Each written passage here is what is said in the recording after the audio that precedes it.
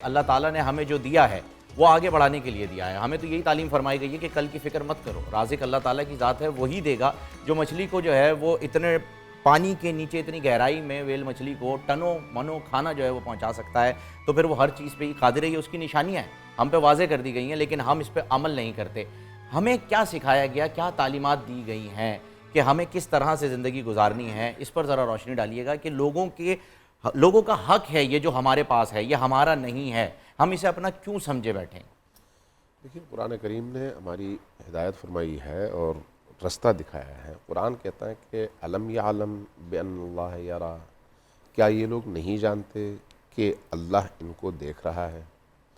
یہ جو اللہ کے دیکھنے کا تصور ہے, ایک ہے علم اور ایک ہے ایمان, دونوں میں فرق ہے.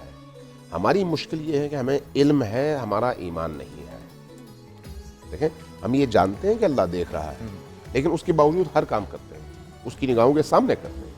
میں بھی آپ کے بول میں جب سے آیا ہوں تو دو چیزوں سے میں بہت اللہ کو یاد کرنے لگا ہوں. جب میں نے آپ کے ریسیپشن پہ کہا یار یہ گاڑی کی چابی لو, میرا ڈرائیور آئے گا اس کو دے دینا, کہا کہ گاڑی کی چھت پہ رکھ دیں. میں نے کہا یار کوئی گڑبڑ تو نہیں ہوگی, کہا کیمرے ہیں نا. واہ, صحیح ہے. اچھا, میں کمرے میں گیا, میں نے کہا بھائی تالا چابی وغیرہ, کہا کہ نہیں کوئی چابی کی ضرورت نہیں. میں نے کہا کیوں, کہا کیمرے لگے ہوئے ہیں. یعنی آپ یہ اندازہ لگائیں میں اور آپ ان کیمروں سے کتنا ڈرتے ہیں, کوئی غلط کام نہیں کرتے. بالکل, ان دو کیمروں سے جس کے پیچھے دو بندے بیٹھے ہوں گے. صحیح. لیکن وہ ہستی جو میرے ظاہر کو نہیں میرے باطن کو بھی دیکھ رہی ہے اور شب و روز دیکھ رہی ہے, اس کی نگاہوں کے سامنے ہم بڑے دھڑلے کے ساتھ وہ سارے کام کرتے ہیں. کیا ہمیں نہیں پتا کہ وہ دیکھ رہا ہے؟ پتا ہے, لیکن ایمان کہ بھئی اس دیکھنے کا نتیجہ کیا ہے اس طرف ہم جاتے نہیں ہیں. جہاں تک روزی رزق اور تنگ دستی اور ان معاملات کا تعلق ہے, دیکھیں حضرت علی علیہ السلام کے حوالے سے یہ روایت میں آئی ہے, بیان کیا گیا ہے کہ کسی نے پوچھا کہ مولا یہ بتائیے کہ اگر میں کسی ایسی جگہ ہوں جہاں پر چاروں طرف سے سارے دروازے بند ہوں تو آپ کہتے ہیں کہ روزی تمہاری پہنچ جائے گی, تو اس صورت میں کیسے پہنچے گی, کہاں سے پہنچے گی؟ جواب میں کہا گیا ہے, بیان کیا گیا ہے کہ آپ نے فرمایا کہ تمہاری روزی وہیں سے آئے گی جہاں سے تمہاری موت آئے گی. واہ, اللہ, سبحان اللہ.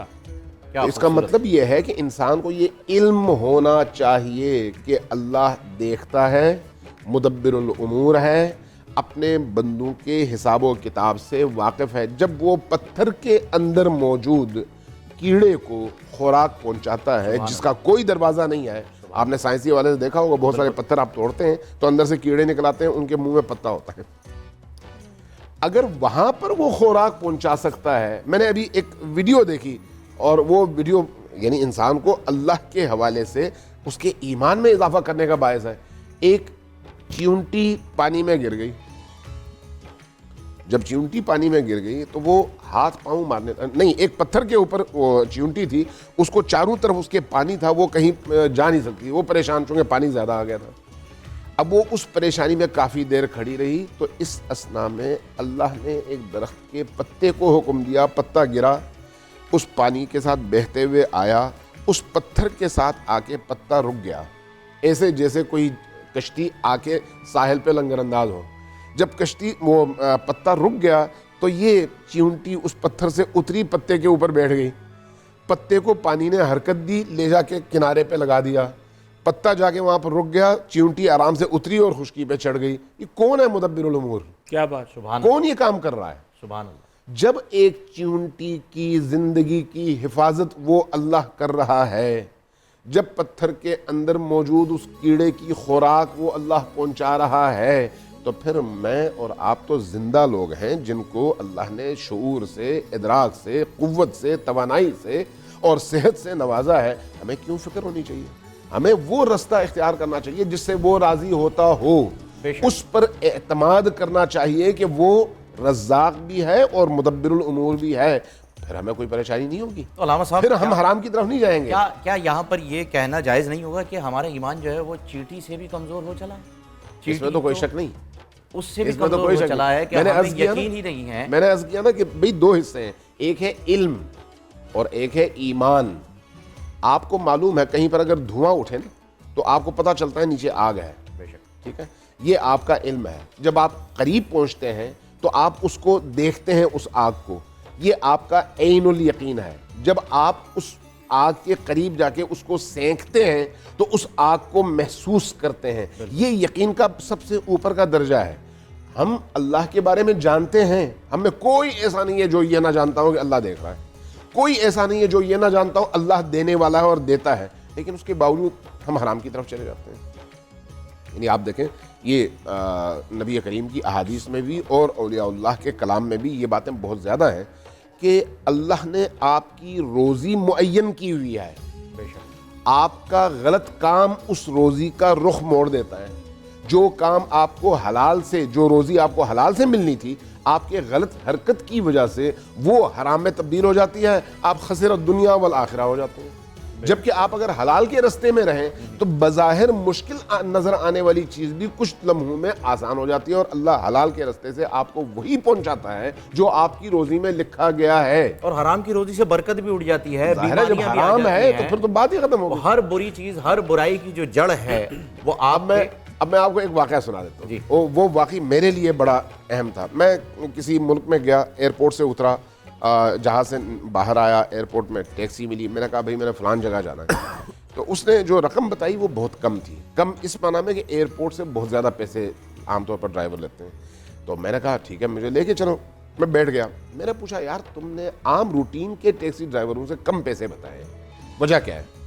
تو کہنے لگا کہ میں نے تجربہ کیا ہے کہ حرام انسان کو ہلاک کر دیتا ہے اور حلال انسان کی زندگی میں برکت عطا کرتا ہے. تو میں نے کہا کیسے؟ کہا کہ میں اسی طرح سے آپ کی طرح کا ایک مسافر آیا تھا, تو اس کے میرے بنتے تھے 3,000 روپے. میں نے اس سے کہا فرض کریں 15,000 روپے, اس نے بھی چونکہ انجان تھا دے دیے. میں نے وہ پیسے لیے, رات گھر آیا تو میری بچی بیمار تھی. اب اس بیمار بچی کو لے کے میں ہسپتال گیا, وہ ایڈمٹ ہوئی.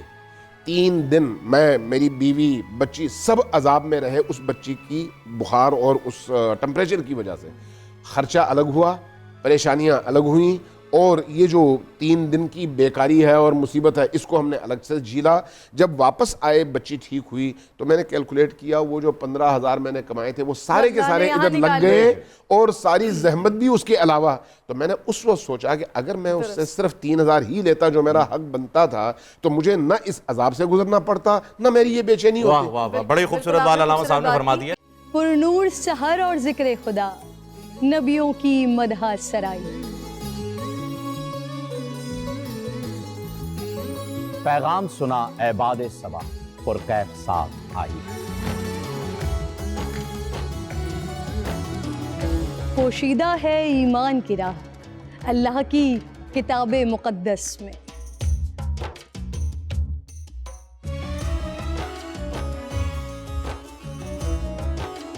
بس غور و فکر کا در ہے کھلا, حکمت سے سجی اس محفل میں. ہے لب پہ دعا زدنی علم, روشن ہی رہے یہ سارا جہاں. رم جھم رحمت کی گھٹا, ہر ایک نے ہدایت پائی. نعمت اور برکت سے سجا افطار و سحر کا دسترخوان.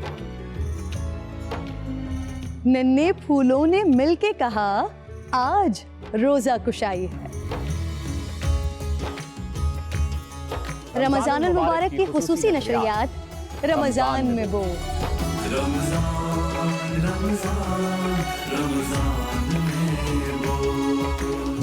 رمضان المبارک کی خصوصی نشریات رمضان میں بول, فہیم خان اور کرن ناز کے ساتھ روزانہ صبح 3 بجے سحر ٹرانسمیشن اور شام 5:30 بجے افطار ٹرانسمیشن, صرف بول انٹرٹینمنٹ پر.